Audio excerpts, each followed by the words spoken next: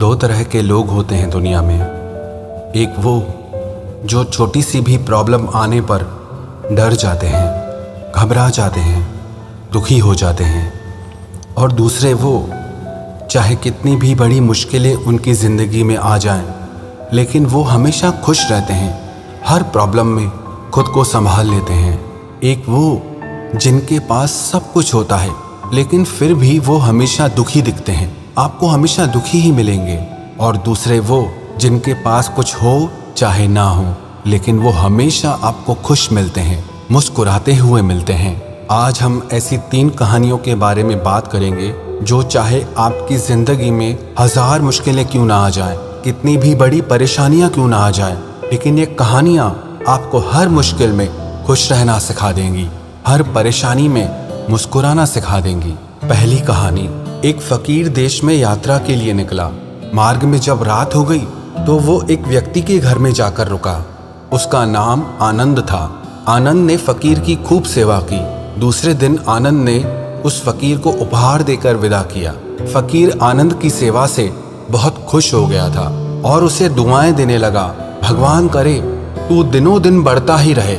फकीर की इस बात को सुनकर आनंद हंसने लगा और बोला, अरे फकीर, जो भी है ये भी नहीं रहने वाला। फकीर आनंद की तरफ देखता रह गया और वहां से चला गया। कुछ वर्षों के बाद फकीर फिर आनंद के घर आया और देखा कि उसका सारा धन, सारी संपत्ति, सब कुछ खत्म हो चुका है। पता चला अब आनंद गांव के किसी बड़े जमींदार के घर में नौकरी करता है। वो फकीर आनंद से मिलने गया, लेकिन आनंद ने अभाव में भी उस फकीर का स्वागत किया। झोपड़ी में फटी चटाई पर उसे बिठाया और खाने के लिए जो उसके पास सूखी रोटी दी वो फकीर को दे दी। दूसरे दिन जाते समय फकीर की आंखों में आंसू थे। फकीर कहने लगा, हे भगवान, ये तूने क्या किया? आनंद फिर हंसा और कहने लगा, अरे फकीर, तू क्यों दुखी हो रहा है? ईश्वर हमें जिस हाल में भी रखे, हमें खुश रहना चाहिए, उसे धन्यवाद देना चाहिए। समय सदा बदलता रहता है और सुनो, ये भी नहीं रहने वाला। फकीर सोचने लगा, मैं तो केवल भेष से फकीर हूँ, लेकिन सच्चा फकीर तो तू है आनंद। कुछ वर्षों के बाद फकीर फिर यात्रा पर निकला और आनंद से मिला तो देखकर हैरान रह गया। आनंद अब तो जमींदारों का भी जमींदार बन गया है। उसे मालूम हुआ कि जिस जमींदार के यहाँ आनंद नौकरी करता था उसकी कोई संतान नहीं थी। मरते समय उस जमींदार ने अपनी सारी जायदाद आनंद को दे दी। फकीर बहुत खुश हो गया। उसने आनंद से कहा, अच्छा हुआ वो जमाना गुजर गया, भगवान करे अब तू ऐसा ही बना रहे। ये सुनकर आनंद फिर हंसने लगा और कहने लगा, फकीर, अभी भी तेरी नादानी बनी ही हुई है। फकीर ने पूछा, क्या ये भी नहीं रहने वाला? आनंद ने उत्तर दिया, हाँ, या तो ये चला जाएगा या फिर इसको अपना मानने वाला ही चला जाएगा। यहाँ पे कुछ भी हमेशा रहने वाला है ही नहीं, और अगर कोई चीज शाश्वत है तो वो है हमारी आत्मा, वो है हमारे मन की शांति, हमारे मन का सुकून, और बाकी जो भी कुछ है वो हमेशा रह ही नहीं सकता। फकीर ने आनंद की बातों को बहुत ध्यान से सुना और वापस चला गया। कुछ सालों के बाद फकीर जब उसी गांव से गुजरा, आनंद का वो महल तो है लेकिन उसमें आनंद नहीं है। उसमें कबूतर गुटरगू कर रहे हैं क्योंकि आनंद अब इस दुनिया में नहीं था। उसकी मृत्यु हो चुकी थी। कह रहा है आसमां, ये समा कुछ भी नहीं। रो रही है शबनमें, नौरंगे जहां में कुछ भी नहीं। जिनके महलों में हजारों रंग के जलते थे फानूस, झाड़ उनके कब्र पर, बाकी निशान कुछ भी नहीं। वो फकीर मन ही मन सोचने लगा कि ये इंसान जिंदगी भर कितना दौड़ता रहता है, रोता रहता है, दुखी होता रहता है। जिन चीजों के लिए इंसान तड़पता रहता है, दुखी होता रहता है, वास्तव में वो चीजें हमेशा रहने वाली हैं ही नहीं, वो सारी चीजें बदलने वाली हैं। ये कहानी हमें शिक्षा देती है कि हमारी जिंदगी में जब भी कोई मुश्किल आए, कोई तकलीफ आए, कोई दुख आए, तो हमें ये सोचना चाहिए कि जिंदगी में इससे पहले जो मुश्किलें आईं, जो उलझनें आईं, क्या वो रुकी? क्या वो हमेशा रहीं?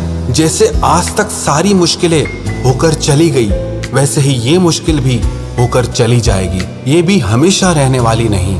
तो आपकी जिंदगी में कितना भी बड़ा दुख क्यों ना हो, कितनी भी मुश्किलें क्यों ना हो, आप मन में ये विश्वास रखना, ये मुश्किलें, ये उलझनें हमेशा रहने वाली नहीं। और दूसरी कहानी। एक व्यक्ति मृत्यु के करीब था। मरने वाला था।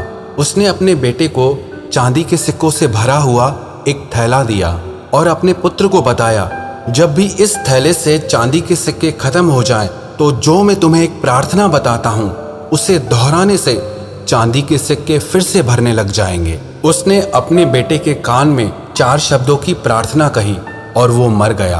अब बेटा चांदी के सिक्कों से भरा थैला पाकर बहुत खुश हो गया, उसे खर्च करने में लग गया। वो थैला इतना बड़ा था कि उसे खर्च करने में कई साल बीत गए, लेकिन इस बीच वो 4 शब्दों की प्रार्थना ही भूल गया। जब थैला खत्म होने को आया तब उसे याद आया, अरे वो 4 शब्दों की प्रार्थना क्या थी। उसने बहुत कोशिश की लेकिन उसे याद ही नहीं आया। अब वो लोगों से पूछने लगा। पहले पड़ोसी से पूछा कि ऐसी कोई प्रार्थना तुम जानते हो जिसमें 4 शब्द हैं। पड़ोसी ने कहा, हाँ, एक 4 शब्दों की प्रार्थना मुझे मालूम है, ईश्वर मेरी मदद करो। उसने सुना और उसे लगा कि ये वो शब्द नहीं है, वो शब्द कुछ अलग थे। उसने बहुत सारे 4 शब्दों की प्रार्थनाओं को बार बार दोहरा के देखा, लेकिन उस खाली थैले में सिक्के बड़े ही नहीं। वो मन ही मन बहुत दुखी हो गया। फिर वो एक ब्राह्मण से मिला। उसने कहा, तुम ये प्रार्थना करो, ईश्वर तुम महान हो। लेकिन इस प्रार्थना से भी कुछ नहीं हुआ। फिर उससे एक धनी इंसान मिला। उसने कहा, तुम ये प्रार्थना करो, ईश्वर मुझे धन दो। लेकिन उस प्रार्थना से भी कुछ नहीं हुआ। आखिर में वो उदास होकर अपने घर में बैठ गया। तब एक भिखारी उसके दरवाजे पर आया। उसने कहा, सुबह से कुछ नहीं खाया है, खाने के लिए कुछ हो तो मुझे दे दो। उस लड़के ने बचा हुआ खाना भिखारी को दे दिया। उस भिखारी ने खाना खाकर ईश्वर से प्रार्थना की, हे ईश्वर तुम्हारा धन्यवाद। अचानक वो लड़का चौंक पड़ा और चिल्लाने लगा, अरे यही तो वो 4 शब्द थे। उसके वो 4 शब्द दोहराने से हे ईश्वर तुम्हारा धन्यवाद, उसका खाली थैला चांदी के सिक्कों से वापस भर गया। ये कहानी भी हमारी जिंदगी से ही जुड़ी है।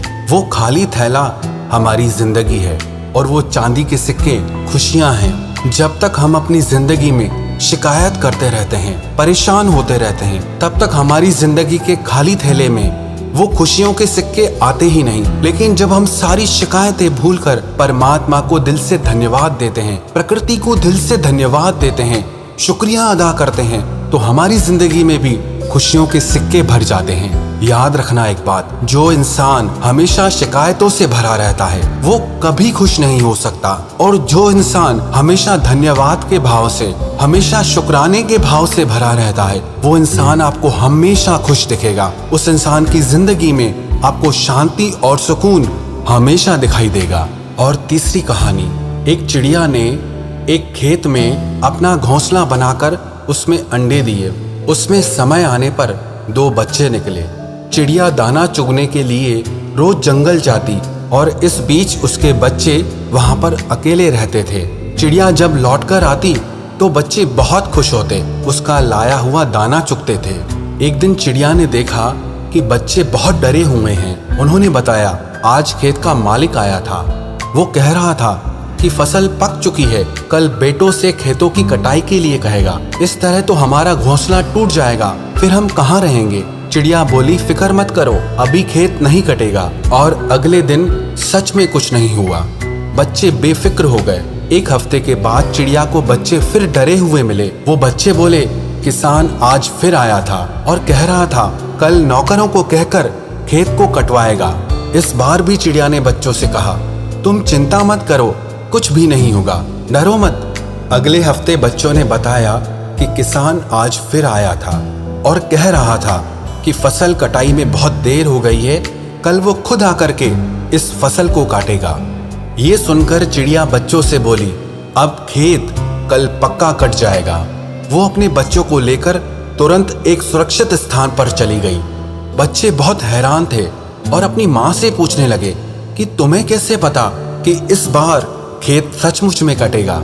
तो वो चिड़िया कहने लगी, जब तक कोई इंसान दूसरों पर निर्भर होता है तो उसके काम को संपन्न होने में हमेशा संदेह बना रहता है, लेकिन जब कोई इंसान अपने काम को खुद करने की ठान लेता है तो वो काम जरूर होता है। ये कहानी भी हमें शिक्षा देती है कि जब तक हम दूसरों पर डिपेंड रहते हैं, हमेशा दूसरों के आश्रय पर चलते रहते हैं, दूसरों के भरोसे पर चलते रहते हैं, तब तक हमारे काम ढंग से हो ही नहीं पाते। लेकिन जिस दिन हम अपने सारे काम अपने हाथ में ले लेते हैं, अपने हर काम में हम खुद जुट जाते हैं, तो हमारे वो सारे काम जरूर पूरे होते हैं।